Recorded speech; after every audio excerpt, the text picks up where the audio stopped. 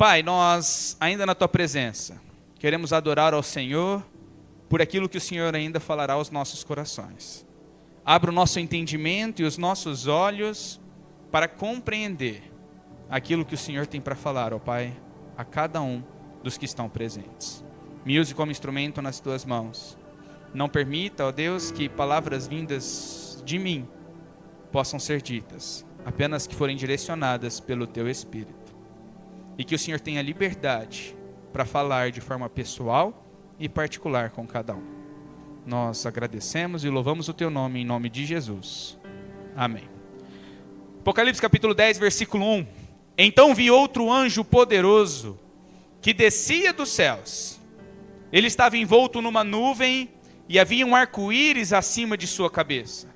Sua face era como o sol e suas pernas eram como colunas de fogo.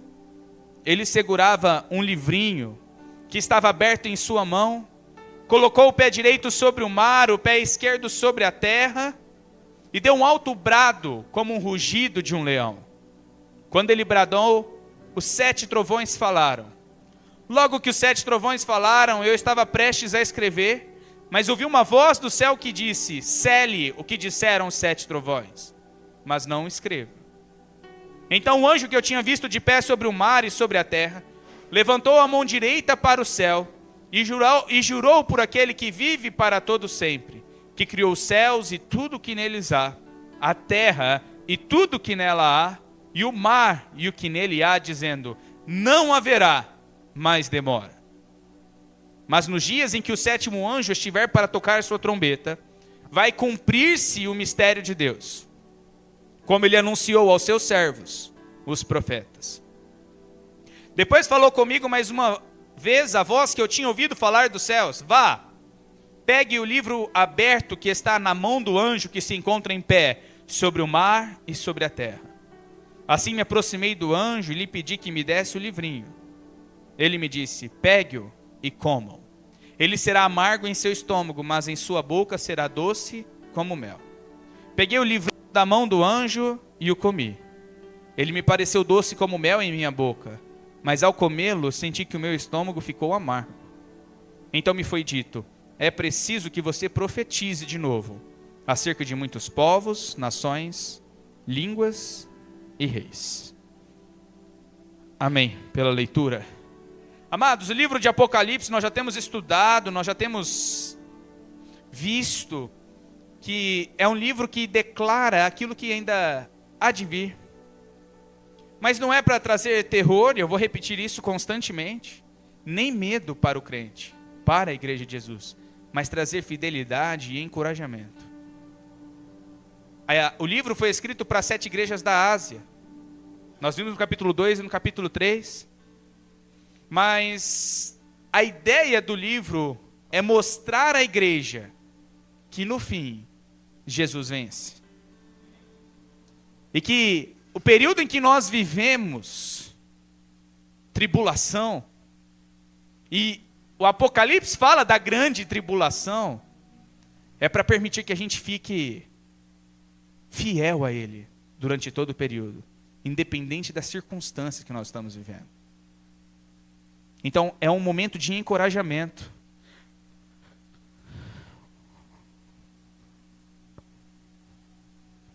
Os capítulos anteriores, talvez o que eu disser aqui, você vai falar assim: vixe, eu queria muito entender isso. Talvez você não vai conseguir compreender. Mas eu quero deixar claro que nós temos um canal no YouTube, você pode assistir todas as mensagens, desde o capítulo 1 até o capítulo 7, que já está postado. Falta o 8 e o 9, mas em breve está sendo postado também. Período do capítulo 10 que nós acabamos de ler, é um período que já está dentro da grande tribulação. Já se passaram 3 anos e meio dela, e agora estão nos 3 anos e meio final. Conhecido por algum dos profetas como o terrível dia do Senhor, aonde a ira do Senhor é derramada sobre a face da terra. Nós vimos no capítulo 5, Deus sentado no seu trono, com pergaminho sobre as suas mãos, com 7 selos nesse pergaminho. todos os selos foram abertos. Do 6º para o 7º tem uma pausa, é o capítulo 7.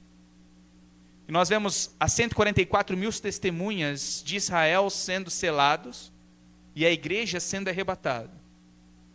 E aí o 7º selo é aberto, que dá abertura para 7 trombetas.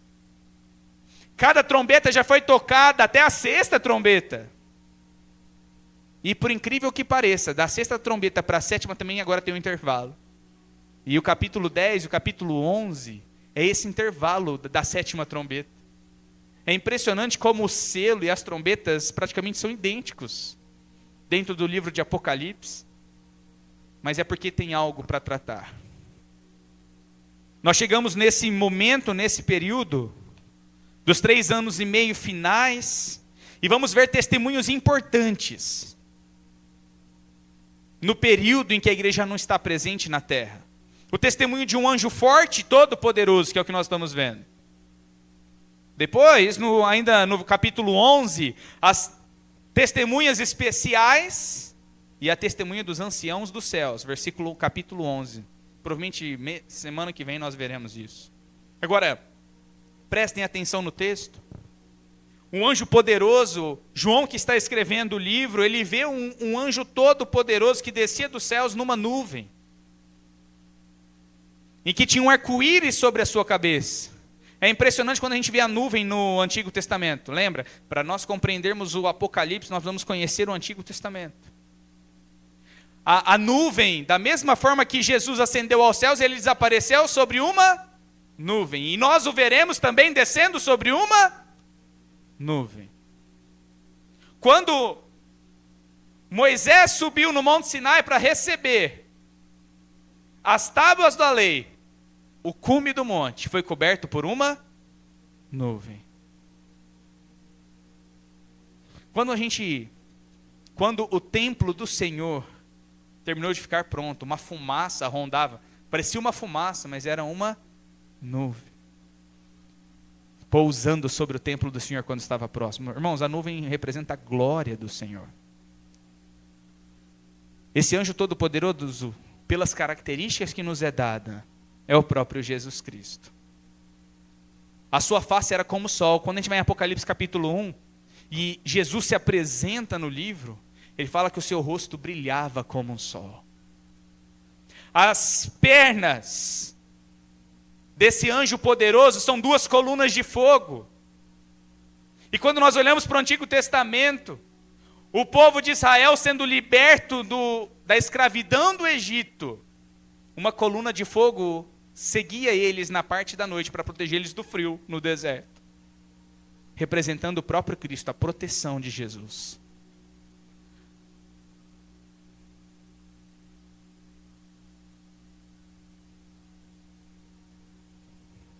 Quando nós olhamos para essas características do anjo todo-poderoso, nós conseguimos enxergar Jesus. Um arco-íris sobre a cabeça desse anjo. Nós vemos um arco-íris no capítulo 4, ao redor do trono de Deus nos céus. Agora, eu paro e pergunto à igreja, quando é que o arco-íris foi criado? Foi uma aliança que Deus fez com a humanidade após o dilúvio. Em Gênesis capítulo 9, 10 e 11. E qual era o significado? Deus faz uma aliança com a humanidade dizendo: eu não destruirei a terra mais com água. É um compromisso que Deus faz. É uma aliança. Esse anjo todo-poderoso e o Deus a quem nós servimos é um Deus de aliança, que quer fazer um compromisso, um pacto com você. O desejo dele de criar esse compromisso é tão grande, que esse pacto é feito por ele, pelo sangue derramado na cruz, um pacto de sangue. Quando nós cremos, esse sangue faz parte das nossas vidas. Nós somos cobertos por ele. E esse sangue nos purifica de todo o pecado. O arco-íris era uma garantia que Deus tinha dado, que não destruía a terra mais com água. Para vocês terem uma ideia, no final de Apocalipse, a terra não vai ser destruída com água. Vai ser destruída por fogo. Deus cumpre todo o seu juramento, todo o seu voto e toda a sua garantia que Ele nos dá.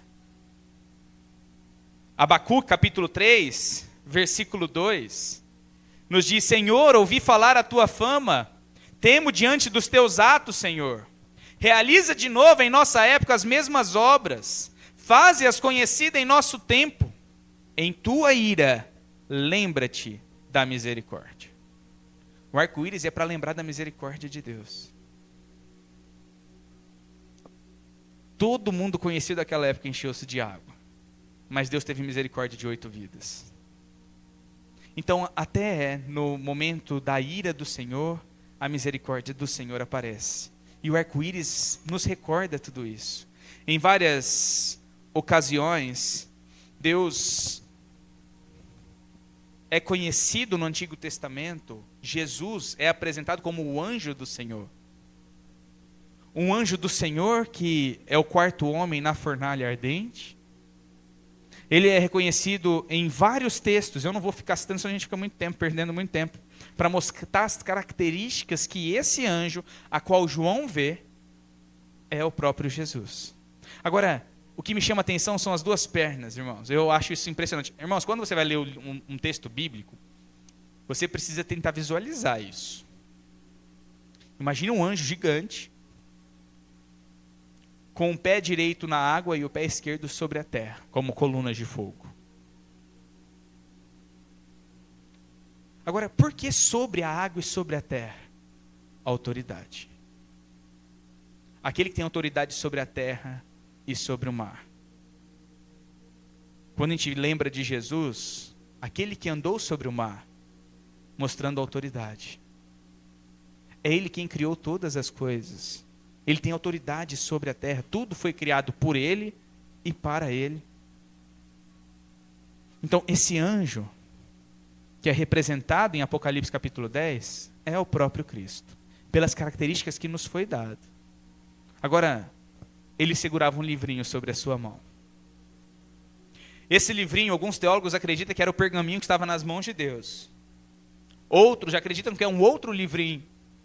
Mas deixa eu dizer, não importa, era um livrinho que estava sobre a mão desse anjo. Estava aberto sobre a sua mão. E depois de colocar-se de pé sobre a terra e sobre a água, ele dá um brado, como de um leão. Mais uma vez uma característica mostrando Jesus. Satanás brama como um leão, ao redor, esperando a quem ele possa devorar. Mas um rugido de autoridade e de poder só é dado pelo próprio Cristo. E aqui é um rugido de leão. Jesus veio a esta terra, se fez homem, para morrer como um cordeiro. Mas ele voltará como um leão da tribo de Judá, para reinar e julgar toda esta terra. E ele se apresenta aqui com a voz de um leão. Quando ele bradou, quando ele brada como um rugido, 7 trovões falaram com João. João queria escrever o que foi falado, mas uma voz do céu disse para ele: olha, cele, e não escreva o que os trovões falaram. Eu fiquei me perguntando enquanto eu estudava: nossa Senhor, o que esses trovões falaram? O que esses trovões anunciaram para João, que não nos foi revelado? Aí quando nós vamos para Deuteronômio 29, 29, as coisas encobertas pertencem ao Senhor, o nosso Deus. Mas as reveladas pertencem a nós e aos nossos filhos para sempre, para que sigamos todas as palavras desta lei. É um mistério. Não se sabe, não foi revelado a nós. Então, se não foi revelado, está reservado somente ao Senhor. Não importa. E eu fiquei assim procurando, estudando e não achava, irmãos. E não vai achar porque não foi revelado. Agora, o que chama atenção é que esse anjo anuncia algo. Ele levanta o livrinho para o alto e faz um juramento para aquele que vive para todo sempre. Para Deus Pai sentado no trono, que criou os céus e a terra e tudo que nela é. E ele, uma frase que chama a atenção: não haverá mais demora. Marquem isso. Olha que o anjo diz: não haverá mais demora. Agora, irmãos, que demora é essa? Quando nós vamos para o capítulo 5 de Apocalipse, nós vemos as almas dos mártires debaixo do trono de Deus clamando: Senhor, até quando o Senhor não vai nos vingar? Até quando o Senhor não vai vingar o nosso sangue? Até quando o Senhor vai permitir a maldade sobre a face da terra? E o Senhor disse: não é o momento, fiquem quietos, acalmem. Nós vimos isso lá no capítulo 5. E agora, esse mesmo anjo diz: não há mais demora. Demora do quê? Abra comigo 2 Pedro, capítulo 3, do verso 1 ao verso 9.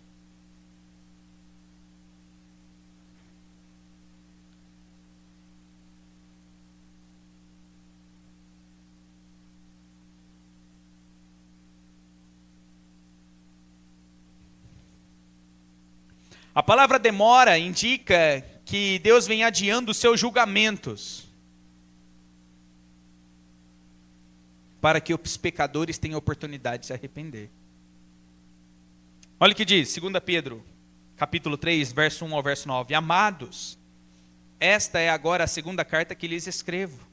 Em ambas quero despertar com estas lembranças a sua mente sincera, para que vocês se lembrem das palavras proferidas no passado pelos santos profetas e do mandamento de nosso Senhor e Salvador, e que os apóstolos de vocês lhes ensinaram. Antes de tudo, saibam que nos últimos dias surgirão escarnecedores, zombando e seguindo as suas próprias paixões. Eles dirão: o que houve com a promessa de sua vinda? Desde que os antepassados morreram, tudo continua como desde o princípio da criação. Mas eles deliberadamente se esquecem de que há muito tempo, pela palavra de Deus, existiam céus e terra, esta formada da água e pela água. E pela água o mundo daquele tempo foi submerso e destruído. Pela mesma palavra, os céus e a terra de agora existem e estão reservados para o fogo, guardados para o dia do juízo e para a destruição dos ímpios. Não se esqueçam disso, amados. Para o Senhor um dia é como 1000 anos, e 1000 anos como um dia. O Senhor não demora em cumprir a sua promessa, como julgam alguns. Pelo contrário, Ele é paciente com vocês, não querendo que ninguém pereça, mas que todos cheguem ao arrependimento. Que demora é essa? É a mesma que Pedro está dizendo que os zombadores zombam. Jesus está voltando até... A igreja está falando que Jesus está voltando há 2000 anos. E até agora ele não voltou. Esses são os escarnecedores, os zombadores que zombam do próprio Deus. Agora, meus amados, é interessantíssimo como Pedro fala que a terra vai ser destruída no juízo pelo fogo. Mas Deus tem demorado em cumprir a sua promessa para que as pessoas possam se arrepender. Agora, Deus tem demorado em cumprir a sua promessa. Agora o anjo chega e diz, diante de João, já não há mais demora. O que ele está dizendo? Em outras palavras, já está chegando a hora do juízo final. Está chegando a hora, o juízo reservado para a face da terra. O que o anjo está dizendo para João, aquela demora esperando para que os homens se arrependam, está se esgotando. O tempo está acabando.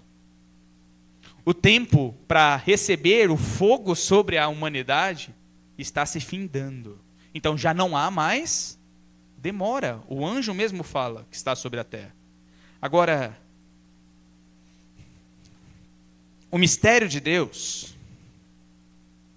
que é essa data, quando isso vai acontecer, nós não sabemos. É um mistério.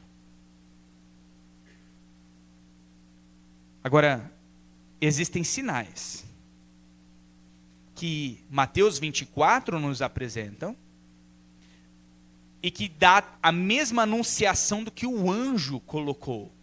Quando o anjo diz, já não há mais demora, nós não precisamos que o anjo apareça hoje para nós enxergarmos os sinais que estamos vendo, que o tempo está acabando. Rumores de guerra e guerras já estão acontecendo. Pragas já está acontecendo. Fome já está acontecendo. Caos econômico já está acontecendo.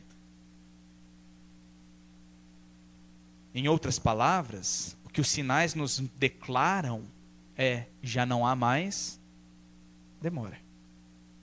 Jesus está voltando. E o propósito e o julgamento de Deus também não vai demorar para ser executado. E o mais interessante, que tudo isso vai se cumprir naquilo que os profetas anunciaram. João estava revelando isso à igreja, irmãos, para mostrar à igreja que estava sendo perseguida, cristãos sendo colocados como tochas humanas, sendo mortos no Coliseu por leões, dizendo para a igreja: igreja, fique tranquilo, o juízo de Deus não demora. Em outras palavras, quem é juiz sobre a nossa causa é o Senhor e não você. Então, para aplicar para nós hoje, irmão, eu não sei o que você está enfrentando. Talvez nesse momento é uma grande tribulação. Talvez você esteja passando por tribulações, por circunstâncias adversas, por momentos difíceis na tua vida, ou até inimigos oprimindo você, tentando te destruir. Mas o que Apocalipse nos ensina é que o Senhor vai julgar sem demora aqueles que oprimem os seus filhos, a quem eles amam.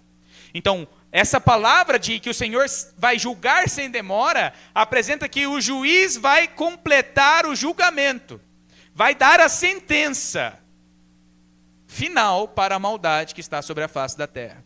Então, se você está tentando vingar algo que aconteceu na tua vida, irmão, deixa para lá. Se tem alguém fazendo mal para você, te maltratando, te xingando, te acusando, não adianta você brigar. Entrega para aquele que julga todas as coisas. É aquele que vai julgar sem demora a tua causa. Da mesma forma que aqueles mártires estavam debaixo do trono de Deus, questionando Deus: até quando, Senhor? Até quando, Senhor? Agora o Senhor diz: sem demora, calma. Eu sou juiz e vou derramar juízo sobre o inimigo. Então, se pessoas têm se levantado para atrapalhar o teu caminhar com Jesus, se pessoas têm te massacrado, irmão, não adianta discutir, não adianta lutar, não adianta brigar com ninguém. Não vai te levar a nada, vai tirar a tua paz. Entrega tudo isso para o juiz que julga sem demora e vai destruir todos os inimigos por estrado de seus pés. Depois falou comigo uma voz que ouvi falar do alto céus: vá, pegue o livro aberto na mão do anjo que se encontra ao pé sobre o mar e sobre a terra.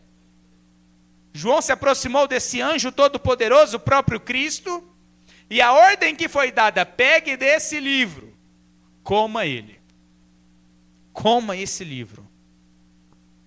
O seu estômago, para o seu estômago vai ser amargo, mas sua boca vai ser como mel.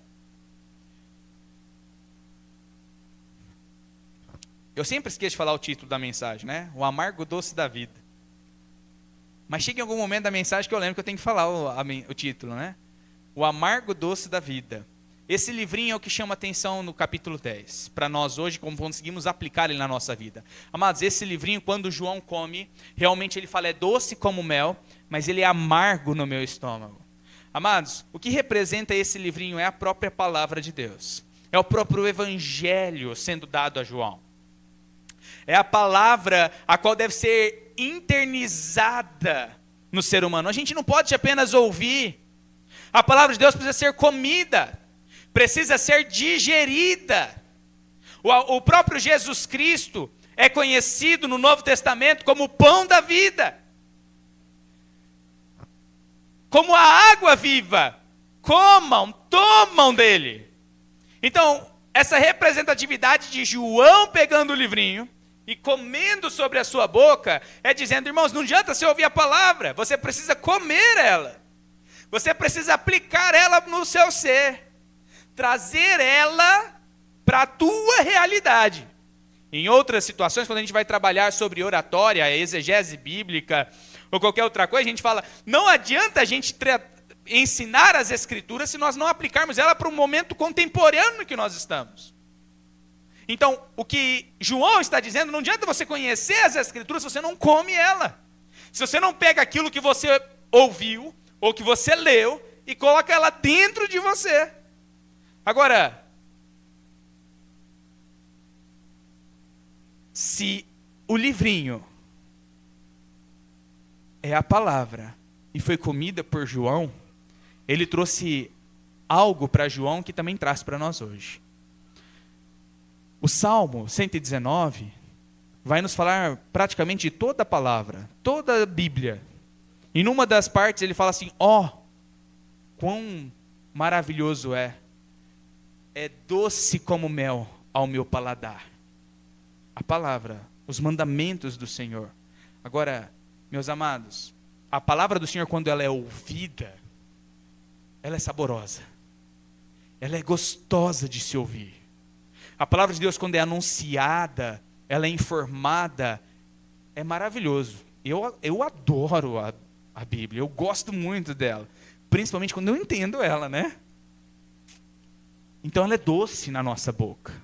Mas quando desce no nosso estômago, irmãos, ela se torna amarga. Em outras palavras, eu gosto de citar o que o pastor Francisco citava constantemente em suas mensagens. A vida cristã não é um mar de rosas. Ela tem os seus espinhos.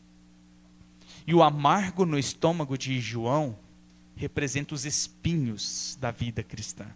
O aplicar as Escrituras, porque vai contra a nossa natureza pecaminosa. Em outras palavras, para você poder entender, se despir do velho homem é amargura. É deixar o meu eu de lado e permitir que esse livro agora faça efeito na minha vida. Isso traz amargura dentro de mim. Quando nós conhecemos o Evangelho e entendemos o Evangelho de Jesus, algumas coisas começam a mudar. Eu estou assistindo The Chosen, estou na temporada 4. E é interessante, ontem, né, nós estávamos assistindo, eu achei interessante, Jesus teve que carregar a roupa e as armaduras dos romanos por 1,5 quilômetro, que é um tempo máximo pela lei na época que deveriam se andar. Impressionante, Jesus fala, vamos continuar, por voluntariedade nossa, até onde vocês precisam chegar. Lembra quando ele disse no Sermão do Monte, se alguém te pede para andar 1 quilômetro, ande com ele? Lembram disso? É bom? É gostoso? Quando a palavra de Deus no Evangelho diz, sede submisso às autoridades que Deus colocou sobre a tua vida, você gosta disso?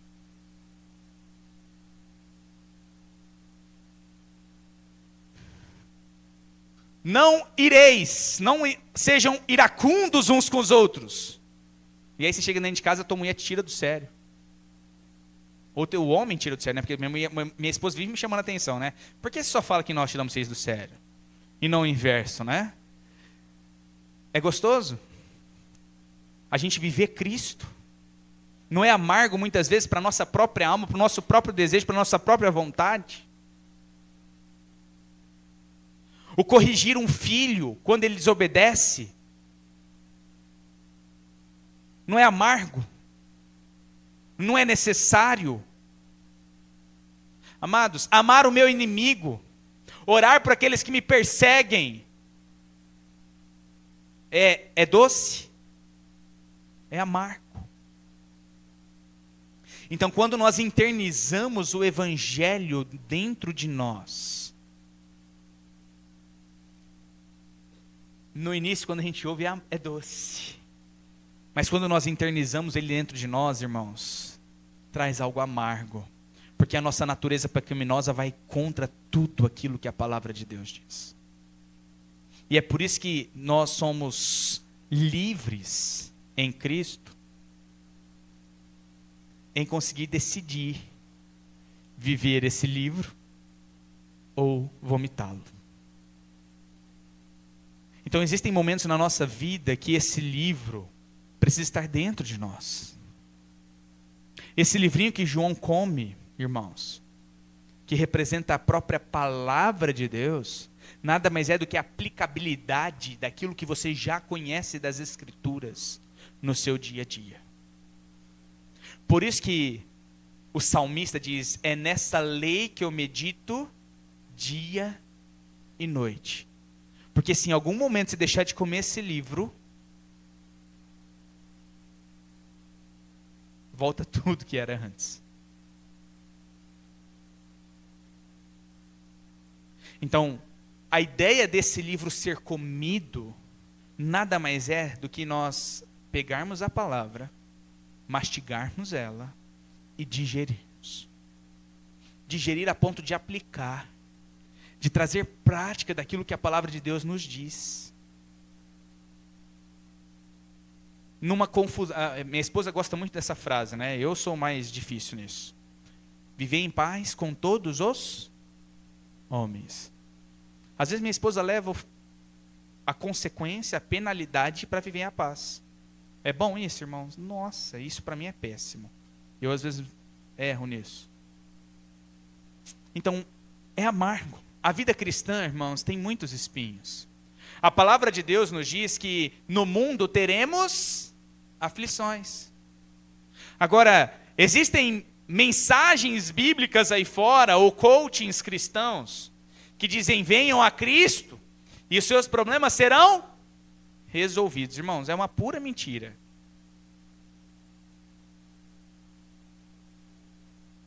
Porque não é porque você está em Cristo que tudo vai ficar bem.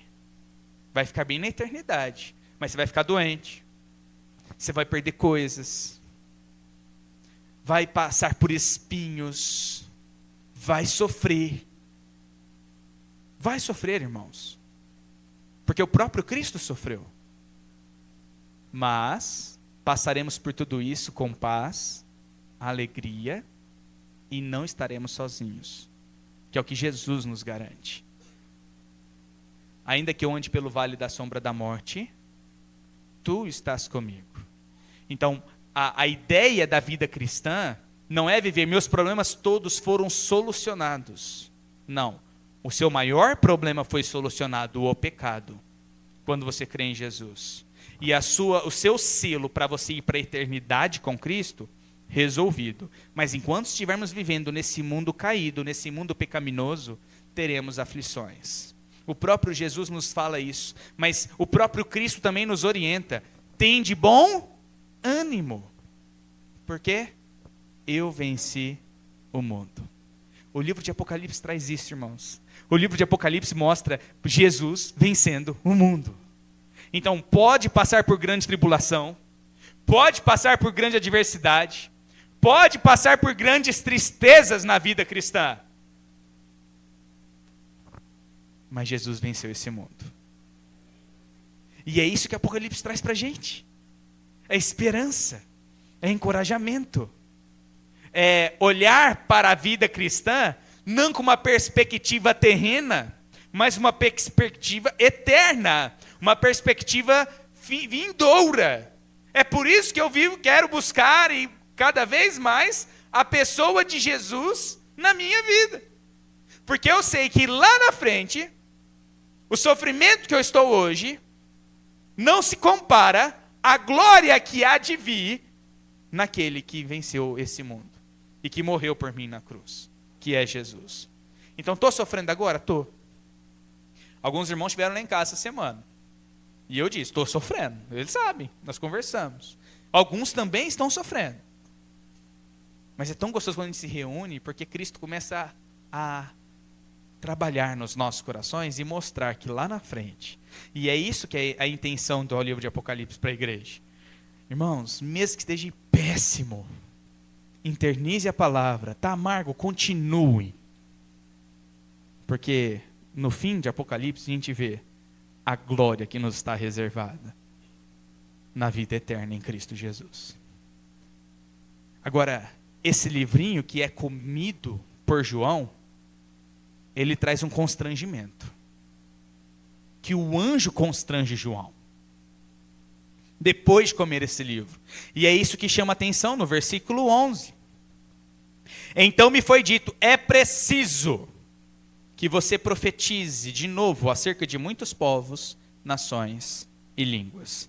Meus queridos irmãos, quando nós comemos desse livro e vivemos esse livro, e aqui está amargo, estamos em sofrimento nesta terra, mas na expectativa da glória de Jesus, o anjo declara algo para João e o constrange, dizendo: agora vai, que a sua missão ainda não acabou. Profetize de novo. Quantos aqui na vida cristã pararam? Não de caminhar com Jesus, mas de testemunhar de Cristo, de falar do amor dele. Irmãos, João estava na ilha de Patmos, aprisionado. João tinha acabado de ser queimado vivo antes de ser lançado lá num caldeirão quente. Ele já estava quase cego, nem é ele que escreve. Ele vai citando o que ele está vendo. Já estava velho.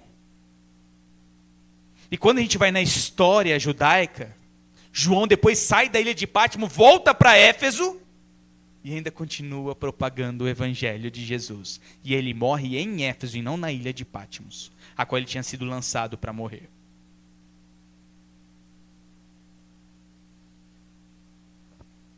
Não importa a idade. Não importa em que localização você está. Se você já é um salvo em Jesus e já comeu desse livro que é o próprio Cristo, porque ele mesmo diz que ele é a palavra. João capítulo 1. No início era a palavra, e a palavra estava com Deus, e a palavra era Deus, estava no princípio com Deus. Versículo 14. E a palavra se fez carne e habitou entre nós. Quem que é a própria palavra? Jesus. Então, esse livrinho que é comido, é como se estivesse comendo o próprio Cristo. O pão da vida, o maná que desceu do céu. É o próprio Jesus. Então, se você já tem Jesus na tua vida, nós somos constrangidos pela palavra, pelo próprio Cristo, que revela isso a João, que o anjo que fala para ele, é preciso que você profetize de novo. Por quê? Eu acho que João achou que já tinha acabado. Velho, cego praticamente, cheio de queimadura de 3º grau, tendo visões. Estou indo embora. Estou alucinando já. Parece que eu estou na glória. E o anjo ainda fala para ele: é preciso que você profetize de novo. Testemunho do evangelho de Jesus. Declare verdades proféticas sobre muitos povos, nações, línguas e reis. Quando nós internizamos a palavra de Deus nas nossas vidas, irmãos, nós não podemos deixar guardadas para nós. Nós precisamos declarar, precisamos testemunhar, precisamos profetizar. E a palavra profetizar aqui tem um significado no dicionário. Se você for pesquisar, vários significados, mas um deles é revelar aquilo que já foi revelado pelo próprio Cristo. O que Cristo quis nos revelar já está nas Escrituras. Então, aquilo que Ele já te revelou, você precisa profetizar na vida das pessoas. Se Deus já te salvou, você precisa mostrar essa salvação para as outras pessoas. Amados, eu não sei em que momento você se encontra, se é de tribulação, se é de sofrimento, se é de aprisionamento, eu não sei. Mas o Espírito de Deus em nosso meio conhece você. E sabe aquilo que passa no teu coração. E todos aqui, a maior parte pelo menos, já conhecem Jesus, já comeram desse livro. E se você já comeu desse livro, o próprio Cristo nos declara como para João: é preciso que você declare verdades proféticas. Profetize. De novo. Em muitos povos, línguas e nações. Talvez vocês tenham falado assim, pastor, faz tanto tempo. E agora, faz tanto tempo que eu não lidero uma célula. Faz tanto tempo que eu não falo de Jesus para alguém. Faz tanto tempo que eu não demonstro esse amor a Cristo para as outras pessoas. E agora, a palavra, não é o pastor Felipe. Eu disse para alguns irmãos aqui, lembra que eu disse para alguns irmãos um dia ali fora, que eu não falo aquilo que está acontecendo na igreja, mas é as escrituras que revelam no decorrer. Nós estamos no capítulo 6, 7, 8, 9 e 10. E agora Deus chega e fala assim, se você parou no meio do caminho por algum motivo, em profetizar, em declarar, em testemunhar do evangelho, está na hora de se levantar e fazer de novo. Está na hora de se levantar e fazer de novo, irmãos. Porque já está sem demora. Está acabando o tempo. Por isso que o anjo declara para João, você precisa profetizar de novo, porque está acabando o tempo. Você ouviu da minha boca. Já é sem demora. Jesus está voltando. O julgamento de Deus sobre a face da terra está chegando. As oportunidades do arrependimento para a humanidade está se findando. Então, levante-se. É preciso que você declare, profetize, testemunhe e fale a muitos povos, para que eles possam se arrepender. Amados, o tempo todo, mesmo Deus declarando juízo, julgamento, a graça dele é revelada de várias formas. E mais uma vez a graça dele é revelada dizendo para você, é você quem é a trombeta ou o anunciante desta graça, da misericórdia e do meu amor. Porque muitos que não ouvirem desse evangelho vão sofrer as consequências do juízo de Deus sobre a maldade, sobre o pecado nesta humanidade. É por isso que Deus nos constrange. Deus me constrange a falar de Jesus para você. Deus te constrange a falar de Cristo para as pessoas que estão lá fora. Então eu não sei qual o motivo, talvez você conhece, Deus conhece o teu coração. Por qual situação ou por qual tribulação que você enfrentou, que fez você parar. João tinha parado por tudo isso que eu contei para vocês. Mesmo na ilha, eu não sei se tinham outros prisioneiros, a Bíblia não nos relata, mas era uma ilha de prisioneiros. Na cultura. Os prisioneiros é como se fosse uma prisão perpétua, vai lá para morrer. E João é lançado lá, então deviam ter pessoas, até quem está escrevendo para ele não é ele mesmo, na história. Não é ele que escreve, é alguém que está ouvindo ele escrevendo. Alguém que foi preso junto com ele ou jogado lá.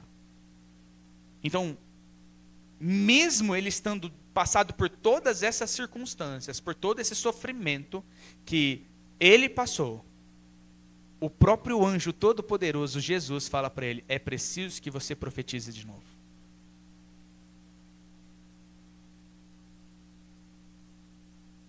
Jesus está dizendo nesta noite para você, é necessário que você profetize novamente. Amém! Uhul! Só eu acho que só Deus está falando comigo, né? Não é possível. Eu sei que eu falo calmo, não sou tão enérgico, né? Mas espero que os irmãos estejam entendendo. Então é necessário. Jesus está falando com você nessa noite. É com você, é comigo, é conosco. Está na hora da gente se levantar e profetizar de novo. Internizar esse evangelho que nós já vivemos, sofrido, mas que me dá uma alegria gigante. Eu gosto o Leco me manda mensagem direto, né? Direto nós conversamos. Quando você vai conhecer ele de verdade, você fala, esse homem tem tanto problema, coitado. E quando ele me conhece, ele fala assim, coitado aquele carequinha ali também. Quando a gente começa a conhecer um outro, a gente fala assim, coitado, a gente dá até dó um do outro, né?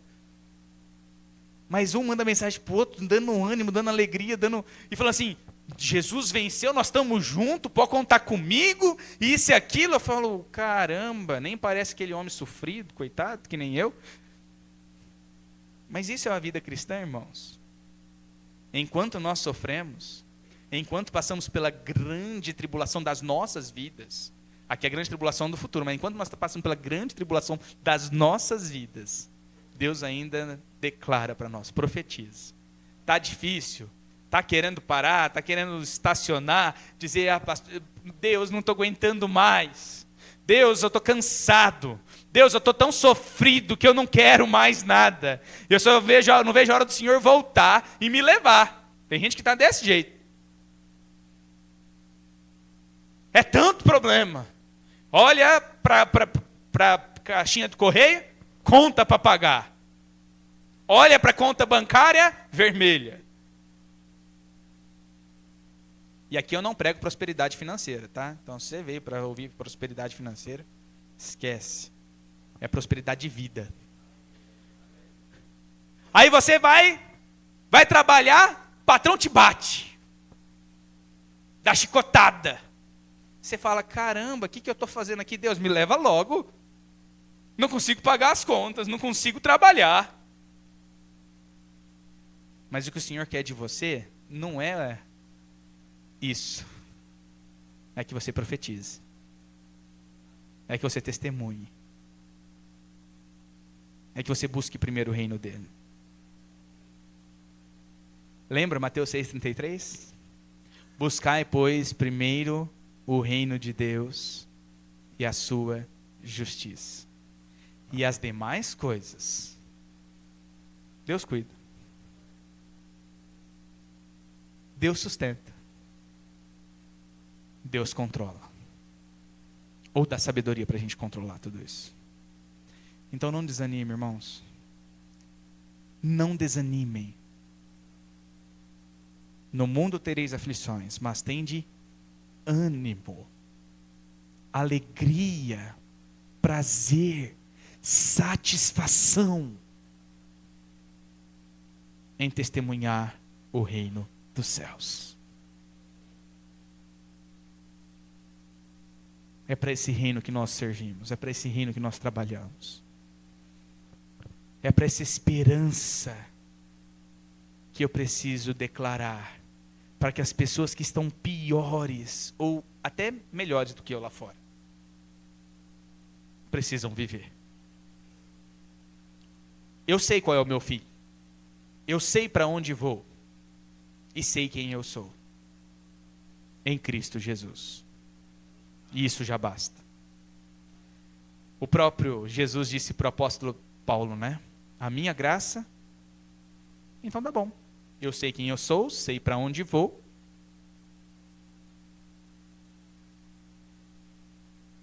Já basta. Isso é graça. Agora o restante. Preciso trabalhar? Vou trabalhar. Preciso estudar? Vamos estudar. Mas não perca a primazia do reino de Deus. Deus em primeiro lugar. O propósito dele em primeiro lugar.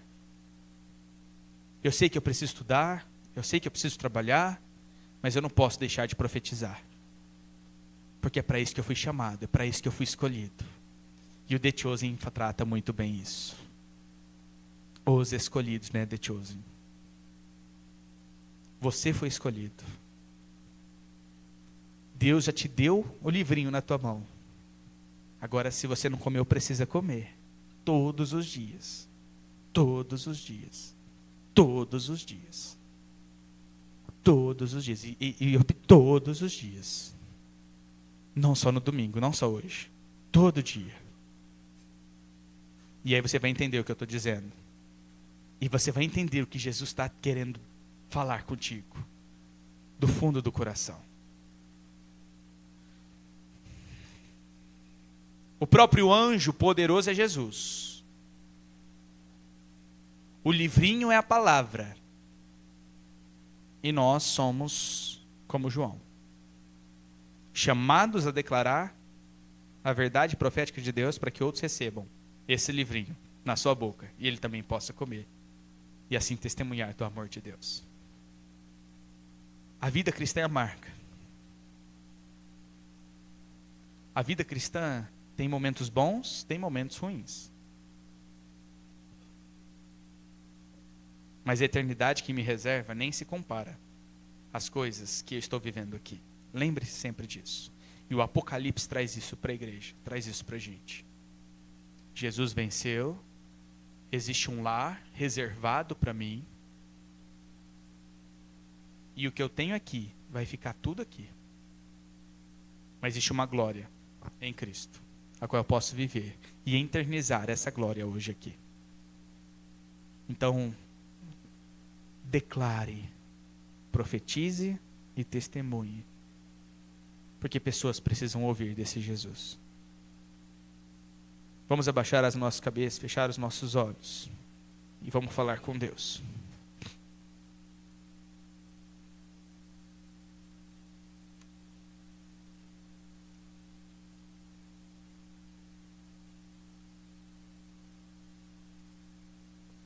Pai, nós rendemos graças ao Senhor e louvamos o Teu nome. Obrigado. Eu te louvo e eu te exalto, Deus, por aquilo que o Senhor tem falado aos nossos corações.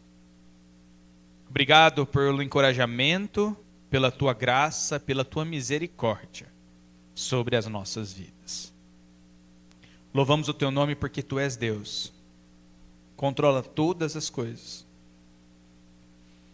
e nos constrange quando comemos do Senhor, quando nos alimentamos e internizamos aquilo que o Senhor tem para nós, na nossa vida cotidiana, na nossa vida diária.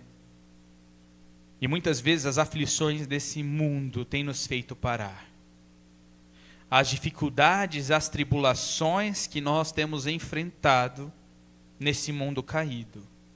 Pessoas que nos machucam, vidas que nós depositamos perspectivas que nos traem e muitas vezes nos fazem parar, desanimar. Mas o Senhor mesmo disse: no mundo tereis aflições, mas tenham bom ânimo, porque o Senhor venceu esse mundo.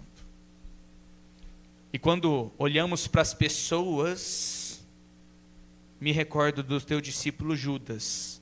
Mesmo o Senhor sabendo que ele iria traí-lo, o Senhor amou até o fim.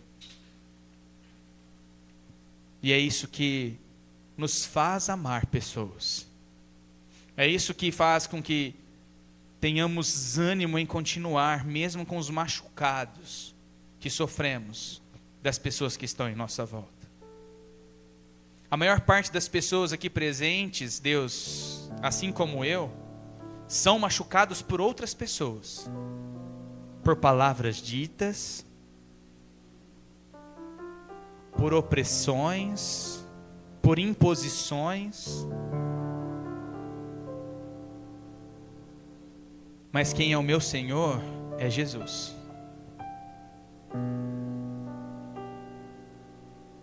E o Senhor apenas derrama graça e misericórdia sobre a minha vida. Então eu gostaria que o Senhor tratasse com as nossas feridas, curasse o nosso ser, e mesmo que a vida ainda continue amarga, atribulada, circunstâncias adversas venham sobre nós, possamos ainda confiar e cumprir o propósito das nossas vidas. Que o reino do Senhor esteja em primeiro lugar na vida da tua igreja. E o Senhor nos garante o cuidado e o sustento diário das nossas vidas. Senhor, eu te louvo, porque o Senhor dá novas oportunidades, como deu para João quando ele comeu o livrinho e quando o anjo anunciou. É preciso que você profetize de novo. E nessa noite o Senhor fala, é necessário que você testemunhe novamente. É necessário que você volte a profetizar, a declarar Jesus na vida das pessoas. Mesmo em meio ao sofrimento, mesmo em meio à tribulação. Porque é para isso que nós fomos chamados. E quando nós vivemos a vontade do Senhor nas nossas vidas, e o propósito do Senhor em nós, somos felizes e alegres no Senhor. E nós queremos viver essa alegria do Senhor. Obrigado, Deus, pela Tua palavra. Obrigado por esse tempo. Obrigado, Deus, pela Tua igreja. Obrigado por essa família maravilhosa que Tu me deste, que tem sido usada pelo Senhor para tratar com as minhas dores. Mas também, ó Deus, obrigado pela Tua igreja, que tem sido suporte um para os outros na caminhada da fé cristã. Obrigado pelo encorajamento dado hoje, Senhor. Obrigado, Deus, porque o Senhor nos trouxe para esse momento, para falar algo aos nossos corações, e saímos daqui, ó Deus, ouvindo aquilo que o Senhor quis falar. Obrigado porque, como hoje de manhã o Senhor falou comigo, agora à noite o Senhor falou comigo de algo diferente, enquanto eu ministrava. E eu louvo o Teu nome, ó Pai, por isso, e creio que o Senhor também fez isso em cada coração aqui presente. Em nome de Jesus, ó Pai, eu agradeço ao Senhor por esse tempo, e Te louvo e Te exalto até o fim. Amém e amém.